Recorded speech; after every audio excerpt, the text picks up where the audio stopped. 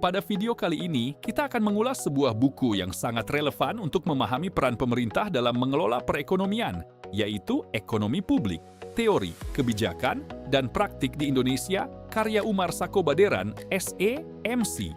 Penulis merupakan dosen program studi administrasi publik Fakultas Ilmu Sosial Universitas Muhammadiyah Gorontalo yang memiliki latar belakang pendidikan di bidang ekonomi dan administrasi publik.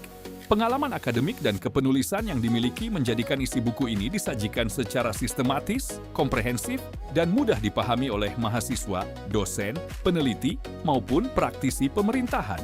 Buku ini terdiri atas 13 bab yang disusun secara bertahap, dimulai dari konsep dasar ekonomi publik hingga pembahasan isu-isu kontemporer yang sedang dihadapi berbagai negara, termasuk Indonesia. Pada bab awal, pembaca diajak memahami pengertian ekonomi publik, ruang lingkupnya, perbedaannya dengan ekonomi swasta, serta tujuan ekonomi publik dalam mendukung pembangunan nasional. Selanjutnya, buku membahas peran pemerintah dalam perekonomian melalui fungsi alokasi, distribusi, dan stabilisasi, disertai penjelasan mengenai batas intervensi pemerintah dan prinsip desentralisasi fiskal. Pembahasan kemudian berlanjut pada teori barang publik, eksternalitas, serta kebijakan lingkungan. Topik-topik tersebut dijelaskan melalui pendekatan teori ekonomi yang diperkaya dengan contoh penerapan kebijakan, sehingga pembaca tidak hanya memahami konsep, tetapi juga melihat implementasinya dalam kehidupan nyata. Bab berikutnya mengulas sistem perpajakan, pengeluaran pemerintah, kebijakan fiskal, hingga desentralisasi fiskal dan pengelolaan keuangan daerah. Materi ini memberikan gambaran mengenai bagaimana pemerintah memperoleh pendapatan, mengalokasikan anggaran, serta menjaga stabilitas ekonomi melalui berbagai instrumen kebijakan. Tidak hanya berhenti pada aspek fiskal, buku ini juga membahas pembiayaan publik, utang pemerintah, kesejahteraan sosial, redistribusi pendapatan, serta berbagai program perlindungan sosial.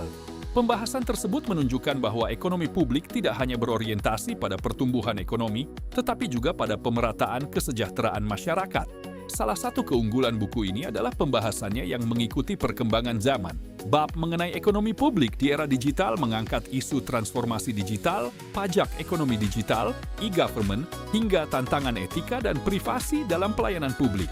Selain itu, pembaca juga diajak memahami berbagai isu kontemporer seperti ekonomi hijau, pembangunan berkelanjutan, dampak pandemi terhadap kebijakan fiskal, reformasi kelembagaan, hingga tantangan perubahan iklim global. Pada bagian penutup, penulis mengajak pembaca merefleksikan hubungan antara teori dan praktik ekonomi publik, serta pentingnya kebijakan yang berorientasi pada keadilan, keberlanjutan, dan kemanusiaan. Secara keseluruhan, buku ini memiliki penyajian yang runtut, bahasa yang komunikatif, dan materi yang lengkap. Setiap bab disusun secara logis sehingga memudahkan pembaca memahami hubungan antara teori ekonomi dengan kebijakan publik yang diterapkan pemerintah. Sampai jumpa di ulasan buku selanjutnya.